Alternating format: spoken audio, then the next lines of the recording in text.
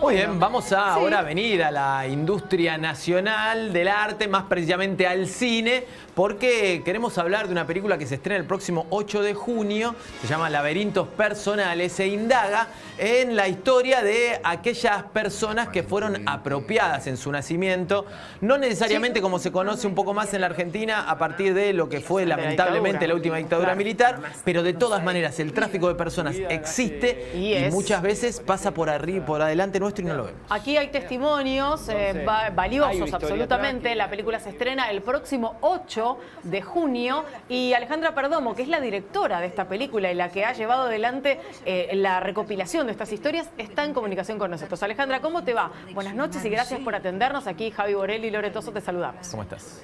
Hola, ¿qué tal? Buenas noches. Muchísimas gracias por la invitación a esta nota. No, por favor. Bueno, Alejandra, contanos un poco, en primer lugar, cómo surge la historia, cómo surge la idea, en realidad, de convertir en película todas estas historias.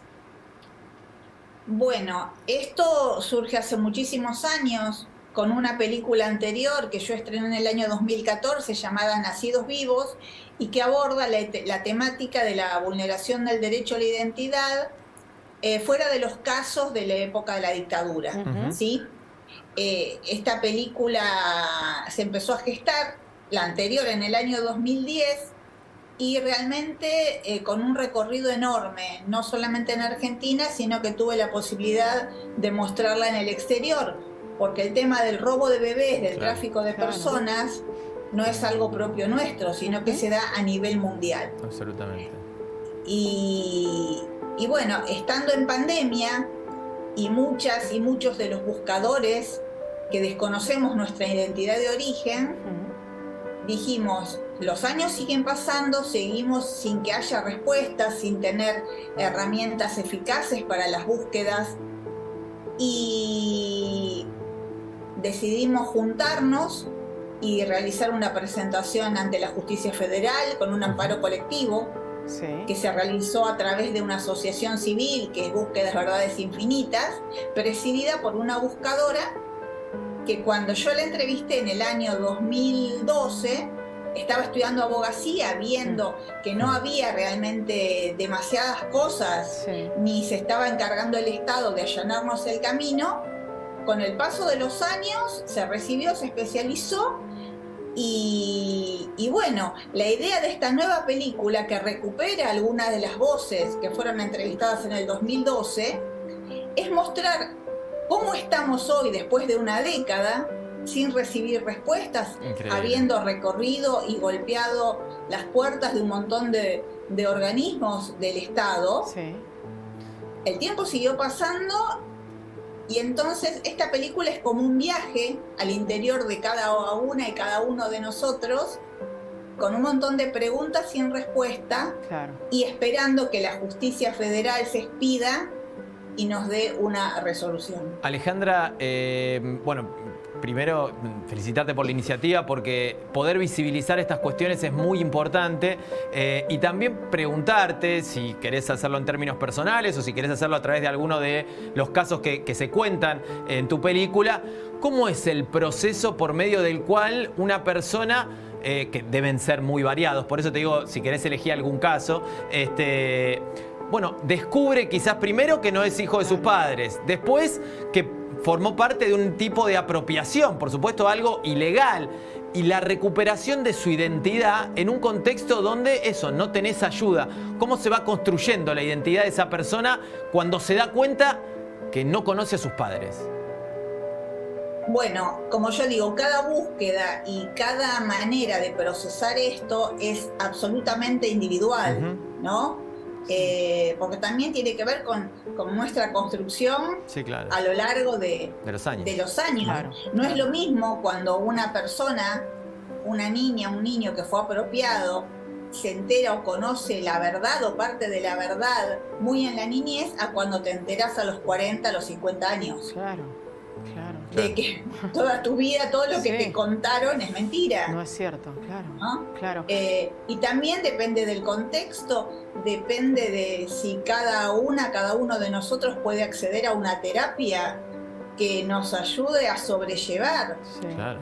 esto que es muy fuerte. Hay gente que lo toma de una manera, hay gente que de otra, por eso es muy personal. Muy personal. Pero lo que tenemos en común todas y todos es la mentira. Claro. Son los secretos. Claro.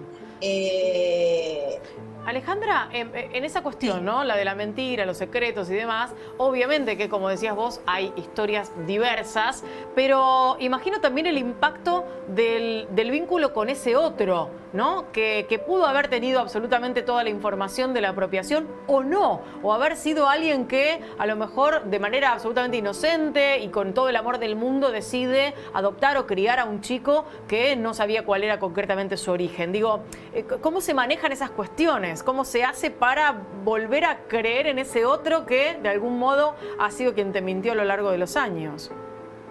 Bueno, por eso digo, cada relación es absolutamente personal. Vos mencionás la palabra inocencia. Perfecto.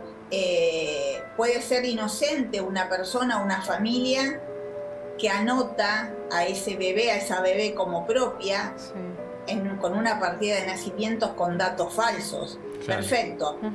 Pero lo que no puede desconocer, y es un poco el leitmotiv de la película y la intención de la película, es que no podemos desconocer que anotar un hijo como propio, cuando no lo es un delito. Es un delito, exactamente.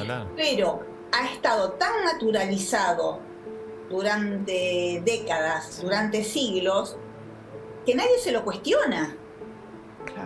Muchas familias dicen, bueno, es lo que se hacía. Pero el hecho de construir ese vínculo, o no, porque, por ejemplo, por eso todo tiene que ver dentro del contexto familiar, porque en mi caso, por ejemplo, yo decidí encarar seriamente y con compromiso esta búsqueda después de que fallecieron mis padres de crianza, ¿sí?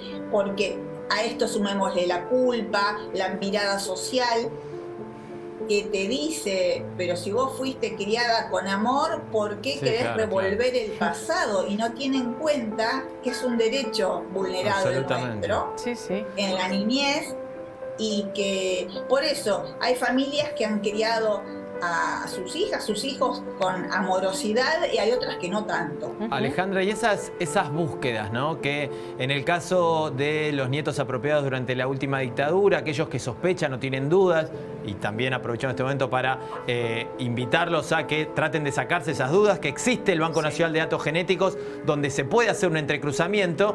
Bueno, ahí el entrecruzamiento se hace con familiares que denuncian haber la sustracción, digamos.